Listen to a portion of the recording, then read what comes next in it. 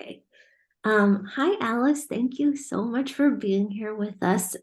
We have the incredible privilege today to be talking to Alice Maio Mackay, who is the director and co-writer, producer as well Yeah, of Satanic Panic, and three other incredible feature films. And we're so excited to talk with Alice at Bloodletter today for our Portrait of a Filmmaker series. So, Alice, to kind of give you a little bit of background about our mission at Bloodletter, we really try to kind of challenge reductive definitions of horror that have been so dominant in horror for such a long time. And we like to provide a more kind of expansive view of what horror means to women, trans, and non binary folks working in writing and art and filmmaking. And one of the reasons that I love horror as a director myself is I love to kind of play with the classical tropes of horror and twist them and turn them around to create a kind of critique of the genre and reframe it in more kind of liberatory, expansive terms. And so, one of the reasons that I was so excited to talk with you is I feel like your work is so clearly invested in the genre of horror, and so clearly you're a deep lover of horror, but you also so unabashedly and radically challenge the genre and queer it in such a profound and exciting and fresh way. And I was wondering, when you're making work, do you think of it as political? not really. Like, I don't really set out to be like, oh, I want to make this a political film. I think it's just like, I don't know. I guess it comes just from who I am as like a person and as a writer. I just kind of, when I set out to make something, it's like I want to make what I don't know. Like, I want to see what I find enjoyable. And then just like the political elements come through, especially like with stuff like T blockers, where it was like a lot of people say it's very political, which like it is, but it's like when I made the film, a lot of it's like just like a trans hangout film because I wanted to have like that like experience of like a trans and like non-binary like best friend duo like be shown on screen, but like because that hasn't like necessarily been done a lot before, or like with also a trans director behind the screen, I guess like that is just like political by like nature of it just being what it is. Yeah, absolutely. That makes so much sense. And I think that one of the things that I found so unique in watching your films was that oftentimes it's so clear that when a director is making a movie, they're presuming a straight white male audience, especially just in like the canon of Western cinema. And I really feel like your films presume a trans queer audience. Like those are the people that you're making your movies for. Am I reading that correctly? Yeah, I mean, like obviously, like I want other people outside the community to be able to enjoy the films, but like, like with like T-Blockers and Satanic Panic, there are things that like I think not like cis audiences would understand, like unless they have like and like interest and knowledge of trans people, especially like medical stuff. Like even the title, like oh T-Blockers, it's like not everyone knows that's like testosterone blockers and stuff like that. So yeah, I mean, I set out just to make films with I guess the people who I surround myself with and my community. Yeah. Yeah, and you were saying that like one of your goals is to make movies that you want to see.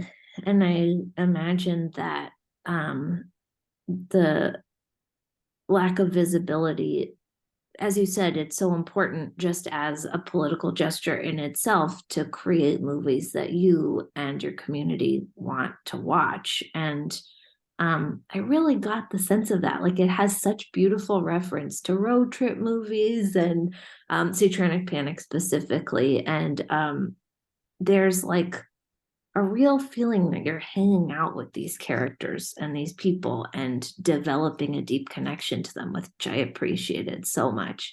Is that kind of central to your work as a director?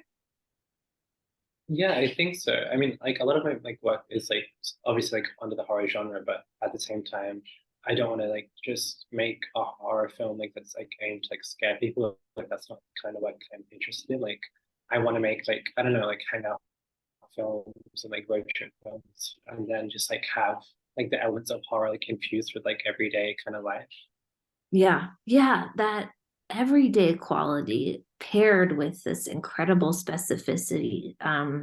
That's a really hard balance to strike, I feel. But you do it really seamlessly. Like the ways in which you are very specific, like you mentioned, T blockers, like speaking in terms that maybe a broad audience might not understand um, in each instance, but then having these more all encompassing, like relatable themes.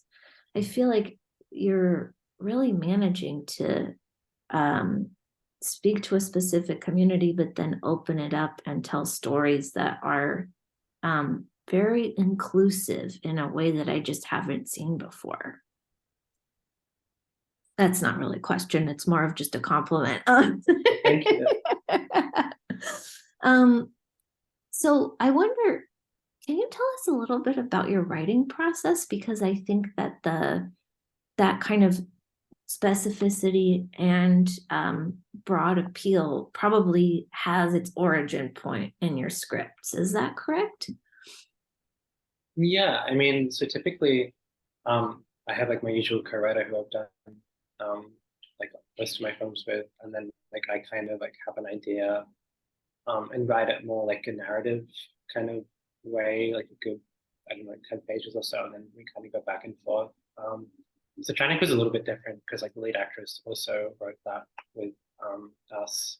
So I think that was like, well, she's like one of my best friends and like housemates. So at the time I was like, I wanted to work with her, and then I was like, I had like a few films, just like a few sentence like I don't know summaries, and I was like, which one are you like most interested in like working on? And then she picked one, and then yeah, I think actually I sent her some character stuff, and then yeah, it was like super rough, and then like for my birthday, she gave me like the first few pages, and then I don't know, we just like went back and forth, and it's pretty much yeah.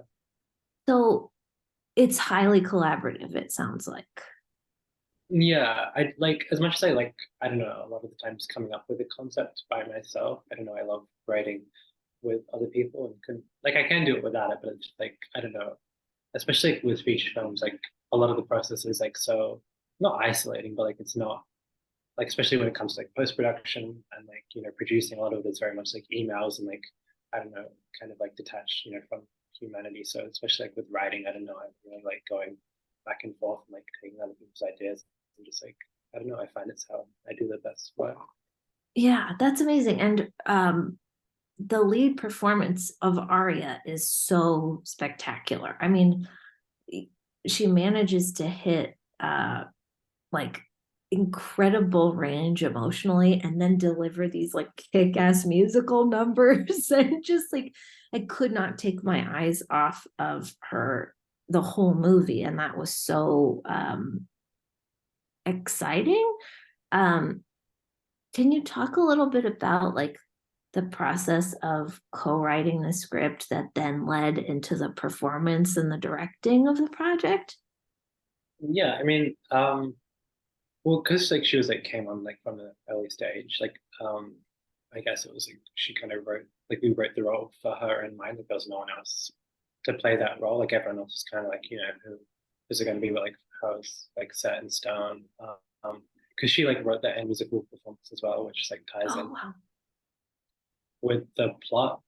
So it was very much like I don't know a film made for her to kind of like star and obviously like as a co-leader who's amazing as well. But like it was kind of her big goal, and like I'm a big musical fan as well. And originally it was just going to be like a trans drag performer, and it was like less musical, but like with her on board, it's very much we like used it as a plot device as well. Yeah, That's amazing. Yeah, I think that like there's also so much humor in your scripts that is really funny. Like it's that's really hard to do for jokes to land and for them to not feel forced and they feel very like natural and embedded within the world.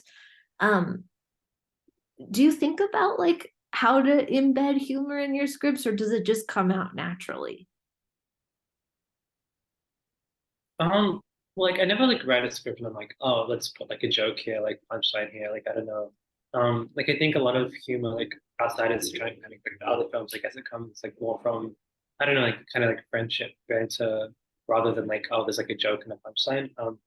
Satanic Panic, I think, was like the first film where it's more like comedic. I mean, like obviously it's dark and there's like moments about grief and like that's kind of like the underarching like plot. But I don't know, like because Cassie, the lead, and Coretta, she does a lot more comedic stuff because she's like a playwright, Mm. um, more than a film writer. So like a lot of her work is like satirical, more leaning towards like jokes and comedy. So I feel like obviously like all my films are very campy, but this was the first film where it was like I don't know, like from the get go, it's like more humorous, like even like with like the demon and like I mean like we elevated it further on set. Like he wasn't originally gonna lick his like finger and play with his nipples and stuff in that scene. Like I don't know, from the very get go, it was always like that one was more set out to be humorous in nature rather than like dark with like elements of humor. That makes Yeah. sense. So it sounds like you allow for improvisation on set. Is that right? Yeah, like I'm not like I don't need every word to be perfect on set, and like a lot of the stuff is like pretty much written in script, like, especially because like I don't know, it was like our tight schedules. Satanic we shot in like 8 days, and the other films are all like 7, 8 days as well. It's not like we have like time to be like, oh, let's just do a take for fun. It's kind of like we need it to be as like set to script as possible, but like yeah, definitely, especially when you have like smaller roles and like seems like a lot of the demon stuff, not improv, like it's written, but it's like what they choose to do with it and like physicality wise, it's very open. Um, so I want to talk to you about camp. And you just mentioned it, and I'm excited about that because that was something that was so foregrounded in your work and um, feels so critical as a kind of like defining theme that you explore and utilize and sharpen kind of. How does it operate for you? I think it's just like the work that I grew up like watching, and I don't know, it's kind of the work that I always want to make. And I know like culture today, everyone's kind of overusing the word camp, I guess, to describe, oh, if it's bad, it's like camp and stuff like that. And it's like I feel like the word is being like overused too much. But yeah, no, I think I just, especially when you're making like queer art, I don't know. I feel like it kind of goes hand in hand. Not to say that you can't have like work that's not camp, but I don't know. Just like from where I set out, like my inspirations, like Gregor Rocky and like John Waters and stuff. Like their work is like you know campy. So I don't know. Yeah. That's just kind of where I grew up with and what I love. Yeah, I see John Waters' influence in a big way. And I think like color as well. I was so struck by your use of color. I love using color in my own movies, and it's something that I get really excited about when I see a filmmaker using color in a really kind of bold, intentional, unexpected way. It almost felt like color was its own character in Satanic Panic, and like I see sort of where you carry it through from Sylvam all the way forward. How do you think about color, and how do you feel like your relationship to it has like changed or evolved in your each of your films? I mean, I think every film, it's not like too different aesthetically. Like I guess it's kind of like the same, similar vibes. I don't know, like especially if this is trying to, because like already, like I mentioned, the tone was like more comedic. I wanted like a heightened kind of not cartoony, but like just like vibrant mix of like I don't know, technical like hyper reality. So like everything was so over the top, except like like the funeral, like graveyard scene where it's like that's a little more grounded in like colors. But even then, it's still like vibrant-ish. When I made Sovam, I don't know, like I feel like that was just like poppy in general. Whereas like Bad Girl Boogie, once I made that, like that was like more serious subject matter, less campy and more, I don't know, like everyday kind of like grunge punk, like Rob Zombie aesthetic. So even like the club was colorful and stuff like that. It was a bit more muted. And then when we went to Team Buckers, like a lot of the bedroom stuff, I think was like pink and like, like trans flag colors. And then like the real world was like a little different because I wanted kind of for that one, the the characters to feel like their safe space was like this colorful, I don't know, like queer haven, and then like the outside world was like a little, just like realistic. If that makes sense. Yeah. Yeah, absolutely. And I really got like I would love to know kind of what the conversations are that you have with your DP when you're envisioning the colors for the project. Yeah. So I usually just send him like a bunch of like references, and I think because it's been like the same DOP for like all of my films, like Oh, feature amazing. films. It's like, he knows what I want and like, kind of the vibes. And each film we'd have like a different kind of like mood board, or like the certain films I tell him to watch on like this is kind of the look I want to emulate. And yeah, it's pretty much it. And do you feel like there are kind of specific colors associated with specific characters, or is it kind of a little bit more free depending on space, or like what influences your choices there? Because I noticed that a lot of like pin cues seem to be associated with Aria pretty often. But I might have just been picking those up at random. I don't really associate it like with a character. Like, I mean, Mhm. definitely Aria has a lot more pink, but I think that's just because like the spaces like she occupies in the film. Um, it's more so just like general. I think it's like more scene based and like what, Yeah. not like the feeling is, but how the characters. I think what we're seeing, like how it's unfolding for them. Like, their dressing room, like usually is a safe space. So I want it to feel like not too like colorful. It's not their home, but I still want it to feel like homey and like a certain dreamy like nature to it. If that makes sense. Yeah, absolutely. Um, so I definitely see like the Iraqi and Waters influences, but then when I was watching Sylvam, I was like, I I feel like I can confidently say you're a Buffy fan. Is that true?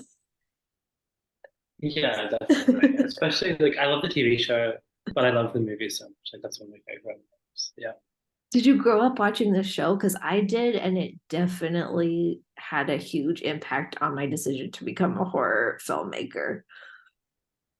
Yeah, definitely. I think that and like the Scream TV show when that came out, they're like both my gateways into horror, like more mature horror anyway. I think I saw the Buffy film first because I was like a big Luke Perry 90210 fan as a child randomly. And then I kind of found the TV show. Which, yeah.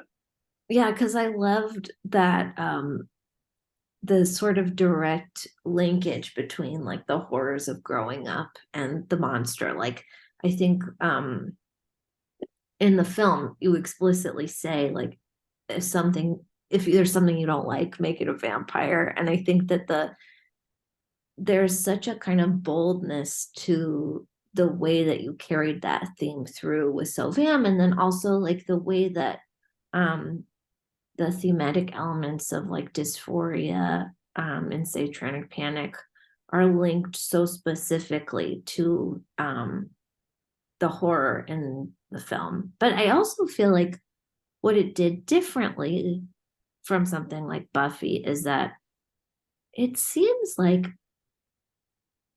the themes link back to shared experience. Like in Satanic Panic, both the good guys and the bad guys, for lack of a better term, are like struggling or grappling with dysphoria. And the way that they then manifest that struggle is good and evil. And then, like in Sylvam, it's like difference propels is explicitly discussed through vampirism, but it's like the good vampires and the bad vampires. But there's like a connection point that I think is really interesting.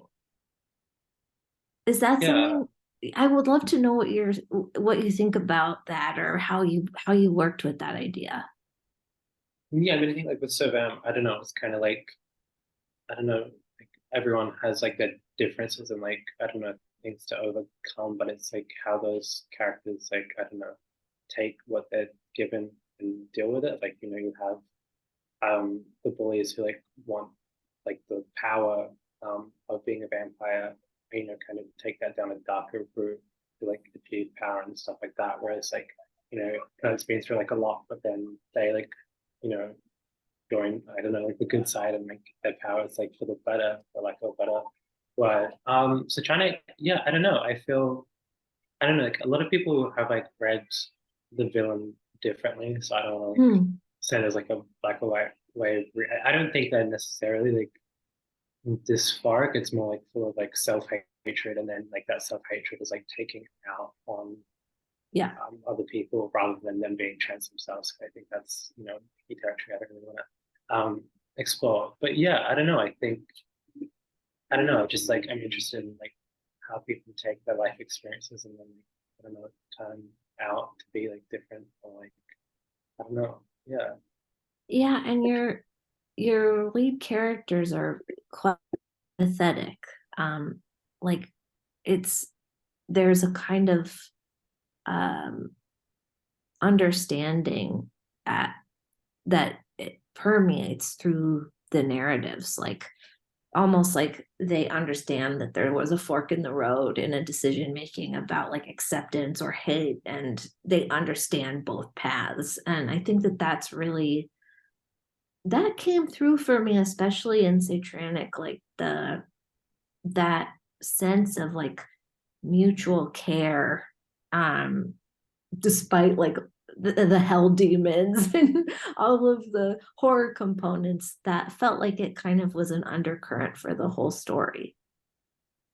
Yeah. I mean, I think with Sichuan kind of like as like I don't know campy and like demonic as it is, I don't know. A lot of it is about like trans friendships and kind of like even like that conversation in the motel with like R and J, it's like, like one's a trans binary woman and one's like, trans binary femme person. It's like, although like their experiences and like dysphoria differs and like the transition's like different, it's like, I don't know, at the end of the day, they're like, they need each other to like, I don't know, thrive. And I think, especially, you know, dealing with the grief of like their best friend, like partner, like, I don't know, there's a lot of grief in the trans community, especially like politically where we are, but it's like, I don't know, using those like joint experiences and like emotions and like despite like being somewhat different, it's kind of still like on a similar path. But, yeah. Yeah, and that's such an important difference that I noticed with your film. I mean, like devastatingly, there's not a lot of examples of trans horror movies, or trans movies in general, but often like those perspectives are told by cis filmmakers and it's so like watered down and just like filled with trauma porn and violence that feels like callous in such a profound way. But what was so unique to me is that there's grief, but there's not trauma porn. Like there was such a beautiful distinction between those two things that I haven't seen really. Yeah, I mean, like obviously it's just people, and I want them to like depict trans like people and like stories on screen. But at the end of the day, no matter like where their intentions come from, I think if you're depicting, I don't know, some of the stuff that I depicted in like Serenity because it would kind of like just come from a place that feels, I don't know, a little bit exploitationy because like I don't know, there's no amount of research I guess can like give you that I don't know experience like authenticity. Not to say that I like there's examples. And also like a lot of the films you see with trans people, I find it's just like a singular trans person, which I find like very unusual. Like I love Craft Legacy, but like you have these like trans women, and it's just like one trans woman like in a group of cis people, which is great. But at the same time, it's like that's not really how real life works, especially like communities and like friendships. You're gonna have I don't know more community around you, which is why I really like. It's not hard, but I love Veneno a lot, the Spanish series, because it's like, especially the new season that's just coming out at the moment. It's like two different like time periods, and it's like trans women like surrounded by other trans women of like varying like transition stages and just like life, but they come together. And I think that's really beautiful. And you don't see like trans friendships a lot on screen. Yeah. That that's such a beautifully articulated point. I think that the feeling of community and friendship is really seems to be at the heart of all of your work. And I wonder, like, do you is your crew made up of mostly your friends? I mean, like they've come to be my friends. Like I think Sure. when I made So Bad, I was 16. I just dropped out of school, so I was like, I didn't really know these people, especially like the DOP. Like he was in his 40s, like the other camera assistant. She was like in uni. Makeup was also like in uni. So it's like I didn't really know those people, but like with like a lot of the same crew and stuff would work together over these times. So it's like, yeah, I mean, they're definitely friends now. It's like my DOP's wedding like the other week. So yeah, we've all like grown together.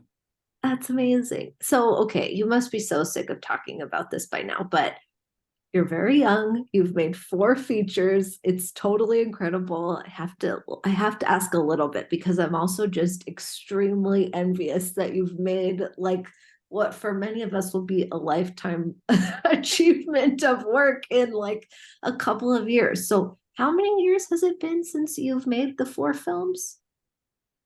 Um, so I started writing So Bad when I was 15 and shot it when I was 16. So that was 2021. Wow. Yeah. Okay. So, um, I was reading a little bit about your background and like I read that you started making stop motion films when you were really young and then made some shorts and then transitioned into making features and but how have you like constructed the conditions for yourself that allow you to make these movies so prolifically? Like what does that look like in your daily life?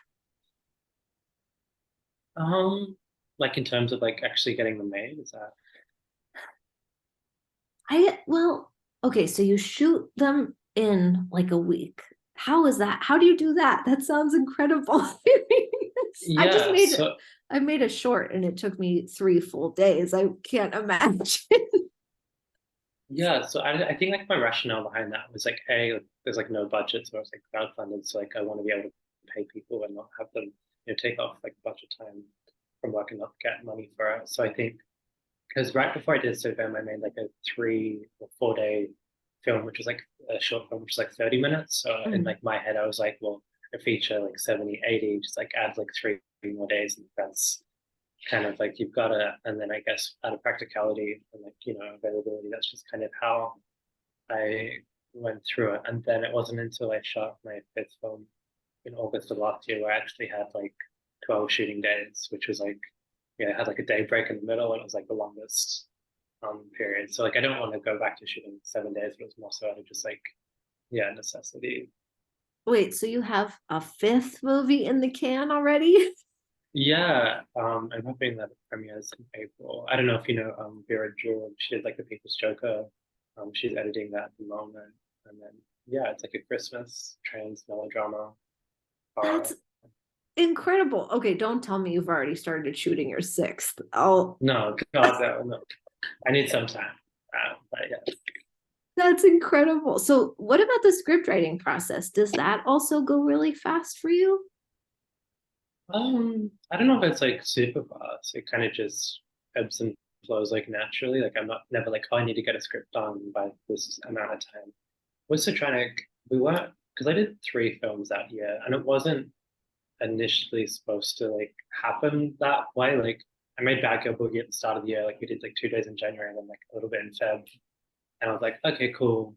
And then while that was in post, I like wrote T-Buckers and was like, I wanted to get that made. But with Satanic, it was kind of just because I was living in Adelaide at the time and Cassie was living in Sydney and the other lead was living in Sydney. They just like had a break in the schedule. And then, yeah, I was like, I guess we need to shoot this in December. So that was like the only way that happened so quickly. But I feel like the scripts are just, yeah, it just comes whenever my co-writers and I kind of like do it. Okay, making three shorts in a year is crazy. How did I know that you dropped out of school to focus full time on filmmaking, but like what gave you the confidence to dive into features? I feel like that's such a roadblock for so many people. Yeah. I don't know. I feel like I get asked this question a lot and I don't really know how to like phrase it. Mhm. I don't know. Like, I feel like, we're living in such like weird times politically. You know, I don't know. I don't know how to say it. I guess it's just like, I don't know, no amount of like time is guaranteed Yeah. like living. So it's like, I'm not gonna like wait around. People are like, oh, I could like wait to like now to make Sovan, like probably got some like proper funding, but it's like I wasn't like you never guarantee like a certain amount of time. Like I don't want like 4 years to get like one film made, and it's like if I have like a story or like a film that I want to tell now, I'm gonna like, put it out there, and there seems to be like an audience of people who appreciate it, like a market, and I don't know. It's just there's no point.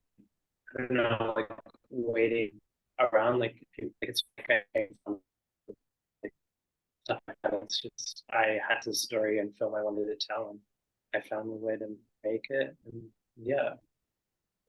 Well, I think one thing that's really particular is that the subject matter is really urgent, and it feels like the urgency of the filmmaking and the subject matter kind of linked together. And you don't feel that they were made in 7 days. You don't feel that they were made on a shoestring budget. Like they feel like full features, which is pretty, I mean, miraculous and really exciting to see. It's inspirational for me. I was wondering too, like in Australia and for you specifically, are you influenced by like exploitation where there's like a rich history of and legacy of making movies for no money and by hook or by crook just getting it done? Is that something that kind of like permeates your life and the culture of filmmaking in Australia?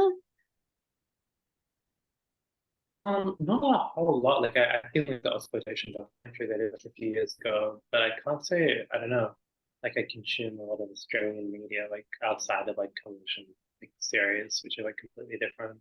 Like I don't know. I guess more so like from Gregoraki, like I know his like first film was made for like a few thousand, and even like The Living End was made for like 20K or something like that. And like more recently, like Joe Begos, he made his like first few features like all in like a really small time period with like little money. So it's like that's more where I'm like I don't know, getting inspired from. Yeah, that's a really interesting distinction. And like in Australia, what's the filmmaking community like over there? I mean, I don't know. I think it's like small, but at the same time not small. Like a lot of I don't know, like productions we have here, like tax offsets. Like we had like Mortal Kombat film in my hometown, but that's not necessarily like an Australian Right. production. It's more like people are filming here and they have Australian crews and stuff, but like it's not like an Australian film. I don't know. I feel like aside, like talk to me, I guess, put Australia on the map. I really Right. want to talk to. I don't know. I don't. I find that film quite interesting. Not like to like say anything. I love the performances. I just think the directors. I don't know. Like it got heralded a lot for like its queer representation. It had like a trans actor, which is like obviously great. I love Zoe. They're amazing.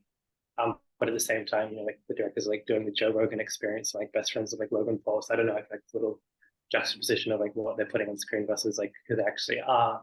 But I don't know, aside from that, like a lot of my friends are like more in the TV producing, Mm. and like playwrights. So I don't really see too much of the film community. Like the DOP I work with a lot, he just did his first feature, which is really cool because he got like some funding and then he like employed a lot of people like we used to like make a bigger film. So I was like really cool kind of seeing like, I don't know, them get like more opportunities and like more paid work. And I'm really excited for him and his company. We made a thing. But yeah, other than that, I don't know. Yeah, that's so interesting. It's strange like being from LA and making movies in LA.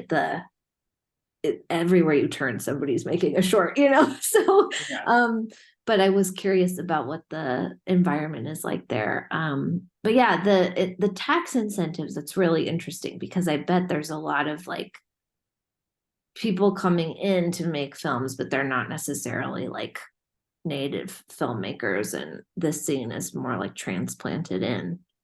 Um, what's your kind of, do you have like a long-term ambition or like a goal for your next movie or a kind of game plan? Or are you just going moment by moment with it? I think I'm just going moment by moment. Like, I don't know, like each production, like I hope to get like, more elevated in my craft and, reach bigger audiences. And like, I think I've done that from So Bam. I feel like I've like elevated, slightly in each film, especially like with the last one having 12 days. And then we had like an actor from LA, we had most of the cast from interstate. Vera, who's like nominated for an Emmy, like she's editing it. So I feel like it's definitely like my most elevated production yet. And I'm kind of just like excited, I don't know, to get that out there and like tour that with festivals as well. And then after that, like I've got some stuff I'm writing that's just like, yeah, I don't know, keep doing what I'm doing, just hopefully with more money and like Yeah. that. Yeah. Yeah, that's amazing. I'm so excited to see what you do with 12 days. Like that's a big jump. That's double basically what you've been doing. What Yeah. did you feel the differences in any particular areas? More takes, Um, more I mean, like definitely, time? yeah, definitely more takes. I feel like, I don't know, it was also not like a lot, like obviously it's not like that much, but it was like also allowing time for like rest. Like, I don't know, when you do 7 or 8 days, like we all love everyone, but it's like you get run down. Like there's a point where it's like, it's like 6 days, it's like, okay, like we're all pretty tired. Whereas like, I don't know, this was like our first 2 days, like we did like the house location. It was like, oh, we wrapped at 4 and we don't start to like a little later the next morning. So I guess it was kind of have that time in between. I mean, I also like had my 19th birthday like during filming, so like we went like partying one night. But yeah, no, I think just like more time for setups, more time for rehearsal. Yeah, it was just nice to kind of have it more spaced out rather than like, I don't know, like when you're filming in like such a tight schedule, it can feel like you've got like this and then you're always thinking about the next thing, Yeah. especially like as a producer, it's like, oh, make sure this is okay. Like a Satanic Panic, there were like vacations that didn't like open up and stuff, like a lot of shit that was like quite stressful. As opposed to this one, it was like, okay, like I have time, I can just focus on this scene without like thinking like a million other things about like what's next. Yeah, absolutely. It, I wonder, like, do you prefer, I know you write, direct, and produce. Is there one role that you feel like is where your real like love is, or are they all kind of equal for you? I mean, I personally hate producing, Yeah, so I don't same. It's really the like ever worst. want to do that ever again. I don't know. I love directing, and like I direct stuff that I haven't written. Hmm. Um, I just like love being on set, and I love, I don't know, communicating the vision. I mean, I started off like always being interested in writing before like filmmaking, so I guess I do want to keep like writing throughout my life, but definitely with this direct as well. Yeah, that's how I feel too. And I feel like it really comes through in the performances in your films. Like there's a real ease that the actors have, and that I think is a lot to do with your work as a director. Do you like working with actors? Is that one of your favorite parts? Yeah, I do. Like, I don't know, I feel like I used to find it quite intimidating, especially Mhm. like before my first feature, like when I was like, I don't know, I think like my very first like proper show was like, Dollar Baby Stephen King thing. That was like working with like actors who were like professional actors in like their 40s and stuff. And I was like, like that's a little not like even though they were lovely and that like taught me a lot about like, I don't know, their willingness to like collaborate, but at the same time it was like I was literally like in like 8th or 9th grade and I was like, this is kind of like odd. But yeah, no, I really love working with actors. I don't know, especially like a lot of them have become close friends or like yeah, like especially like the last film, like I didn't know the lead actress before like we started shooting, but then like I stayed in like her apartment and then she was away and like we just become really close. And yeah, I don't know, I just love collaborating and like making art. I think it's like really beautiful, especially when it's like you're working a lot with community. I don't know. I don't know, really nice. Yeah, that's amazing. Yeah, like I said, that sense of community is so vibrant and alive in the movies, and it gives it a particular quality that I can't like quite place, but it reminds me, like in Buffy, for example, they have like the high, like the library. It's like their green room. It's a place where Yeah. you get like the connection and the banter and the feeling. And I remember being a teenager and feeling like they were my friends. Like I was within their language and their humor, and I could like live in that space. And I think your films have a similar quality. Like it brings you into the relationships and the humor and the joy that the characters experience together.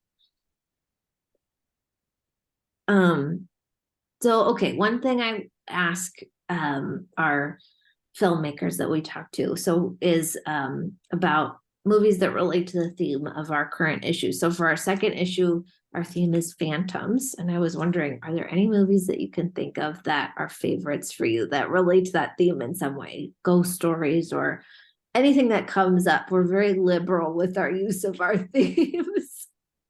Um, I don't know. I mean, like, I just like the word phantom, like Phantom Paradise, like came to my like top of my mind because like I love that film. Something like ghosts. I don't know. Fantastic choice. Really great. And then also, I was wondering, are there films by trans filmmakers that you would like to kind of highlight or recommend to our audience that maybe are like underseen or underappreciated that you feel like you wish more people were watching and talking about? Yeah, I mean, people's joke is like finding like similarities to April. So I mean, obviously, I feel like everyone knows about it. So it's not too underseen. But like that's a big one. I don't know. I feel like I'm watching the new season of Video. It's not out in America legally, but it's out there, which I think is also really beautiful. Um, I don't know. I saw My Animal recently. That's not like by a trans director, but like it's like we're non-binary people, and that was like one of my favorite films I saw last year. Yeah. Yeah. I wonder, as you've been on the festival circuit, have you been seeing like significantly more representation of queer, non-binary, trans characters with each year you've been on the festival circuit since it's been such a compacted amount of time? I don't know if I've seen like more trans people on screen, but like definitely behind the scenes, like when I was at Mm. Outpost, I forget the title of the film, but Dante and something based off the book, which had a trans director, and I really love that film.